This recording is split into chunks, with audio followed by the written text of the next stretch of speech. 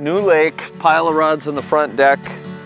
We're just going fishing and we're gonna see what develops, but we got up early this morning, so we're out right around sunrise in the summertime. We're at kind of getting into that dog days of summer period, so flat, calm conditions, warm, stable weather, and early morning is kind of your key window for a topwater bite. I would say, definitely not opposed to a topwater bite. Eat a frog?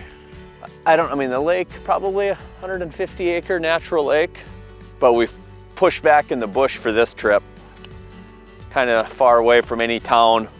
Did our little map reconnaissance. We're in the state we live in, we have some pretty good survey data available by the DNR where you can go read about fisheries.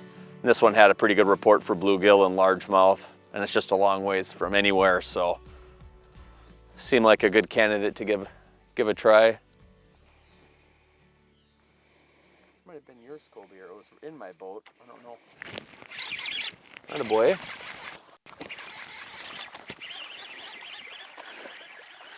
Boy, when he blew up on yours, you would have swore he was big. Whenever they miss a topwater, they look huge, don't they? Was that the same fish you reckon? It was the same hole, maybe not. Real dark though, pretty. Yeah, real darky. That's cool. Look at that some bulrushes breaking. Oh, there's one way back. Wow, way back there. Way back there. Was it gonna be, look at the trail he's making.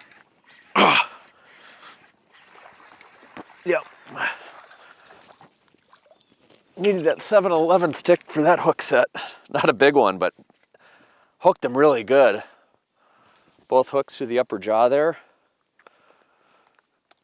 Okay, we got a few fish going, so we definitely know they're using shallow grass. Nice build on them.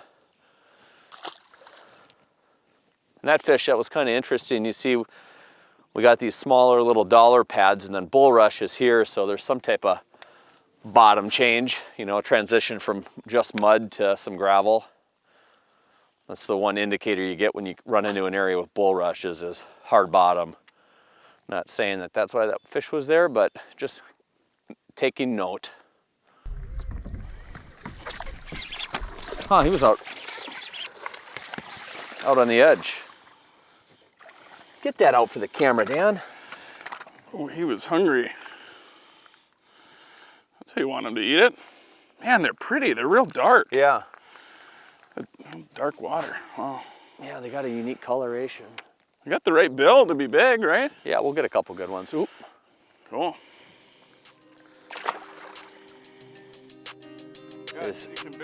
There's a nicer one. Boy, I don't know if it's a jack or a bass. I just saw this big thing roll on it, man. Maybe it's, oh wow. I'm trying to get him up. Need some horsepower, get that. Oh, nice bass. Yeah. Oh, yeah, there you go. Sweet. Oh, pretty fish. Yeah, I'll take that one, huh, boys? Look at that. Ooh. Stud. You can just, that watercolor is so dark in here. These fish take on that hue, but just a quality frog, largemouth. So now I'm starting to feel good. It was worth getting up early. We know the fish are using cover, and a frog is just really tough to beat. Nice. You can see there's quite a bit of variation in these grass flats. You know, this one, I'm guessing that's about 40 yards from the outer edge of the weeds to shore. And then you get in an area like back there where, you know, maybe 50, 60 yards of just weed flat. So I like to approach these areas with good casting distance capability. So I'm fishing a 7 foot, 11 inch rod. I'm a shorter guy, just to be able to get some range. We're not target casting frogs today. We're looking to cover water and see where these fish are living on these expansive grass flats. So for me, that longer rod helps with casting distance, and I'm fishing a little bit lighter braid. This is a 50-pound braid, and a little bit smaller frog. That's a 2.5 inch frog, just to open it up to all sizes of bass. You know, we've gotten some smaller fish today, but we've gotten big fish too. But I'm still able to cast that frog quite a ways on a longer rod with the leverage. But I've made the long cast and the bait's dropped at the end of a good 120-foot cast, and I've had a blow up, and we've made shorter casts and got hit. But you know, if you're gonna be fishing docks and around laydowns, yeah, you're gonna sometimes wanna go with that more 7'2" rod with a softer tip for accuracy. But here it's just all about covering water in these pad fields. And there really is no other bait you could use to do what we're doing as effectively as a hollow body frog.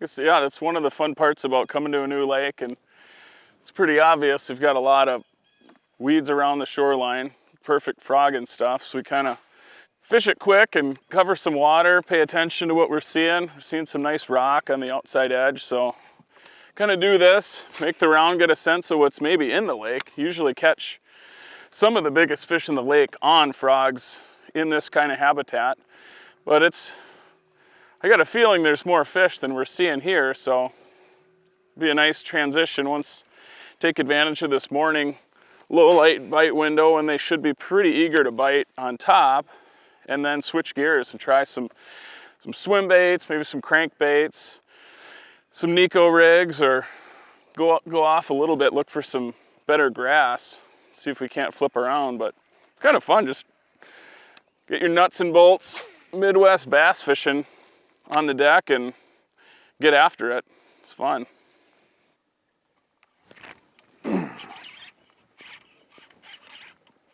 That feels decent. Grab the jig. Nice little 1/2 ounce jig.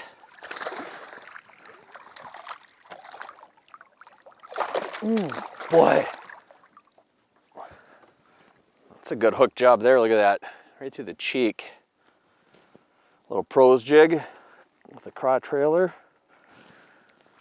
So our sun's up now. We're kind of just looking things over and slowing down when we come across a good spot and trying some different deals. So there you go. Couple of casts with the jig. I had one bite, missed one, and just caught him. So cool. It's one thing you get. Electronics are great. They do a lot for you, but you got to use your eyes too. It's kind of nice to get off the electronics and just go cast it around. When the bass getting covered, I enjoy that. I love it. Taking a break from it and just going fishing. Oh, there's one. Nice one here. Oh yeah. Get out of the GoPro, Dan. Apply some common sense. So this has been a nice little development. Kobe put the drone up so you can probably see this big flat that we're fishing, and we're out toward the outer edge of it.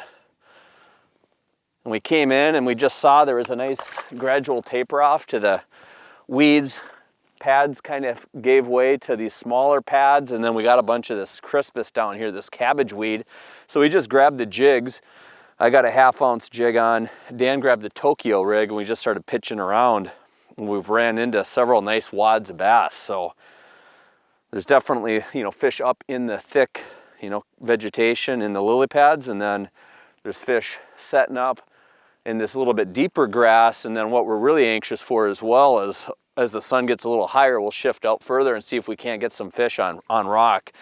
360 shows some excellent rock veins, so that would be pretty sweet if you can catch fish on 3 different presentations like that. But it's been a nice mix, you go catch some fish frogging, you go grab a jig, grab a Tokyo rig, nice mix of horizontal and then bottom contact baits.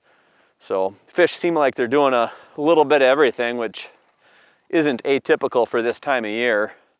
But I mean, we got the shallow water anchors down, and we plucked a good 8 fish just kind of pitching around without moving the boat. And that's what you're looking for in the late summer, early fall months, is the ability to find fish that are starting to group up, and you can catch several in a small area. Frog helps you find areas that those fish are using, and then you can break them apart with bottom contact baits, more vertical presentations such as a jig or a Texas rig, Tokyo rig.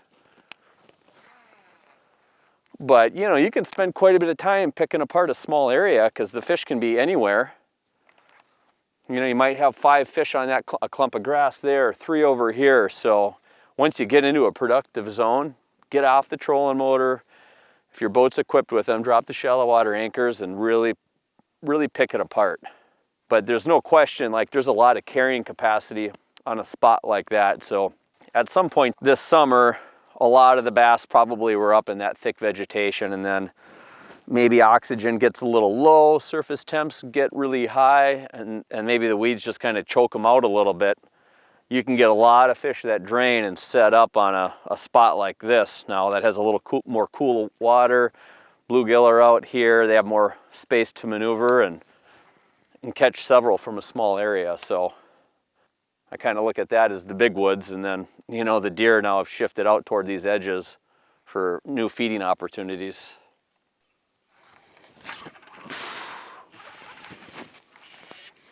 Big?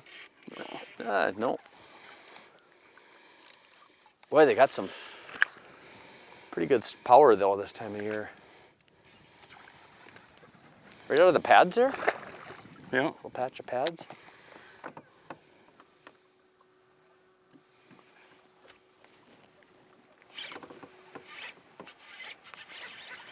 There you go. Yep. Woo! Yeah.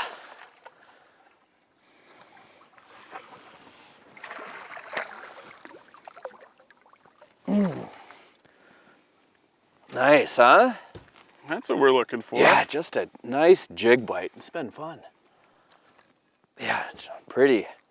Half-ounce jig at Defoe Special right there. Pretty bass.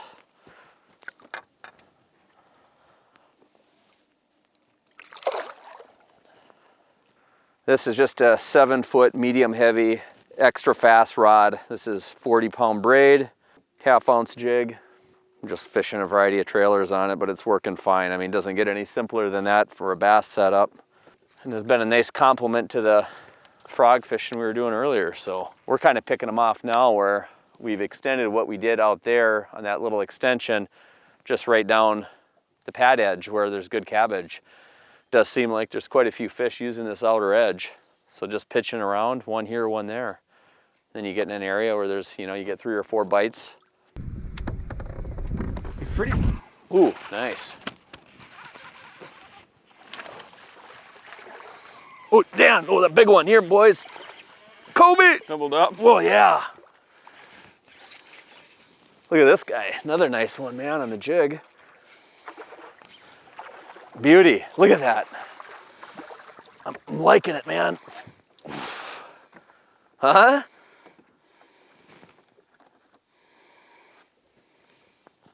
Sweet, and you know, what does that say? These are aggressive fish. Last 2 have had that jig right down the hatch, so. Woo, all right, girl. 5-pounder, sweet.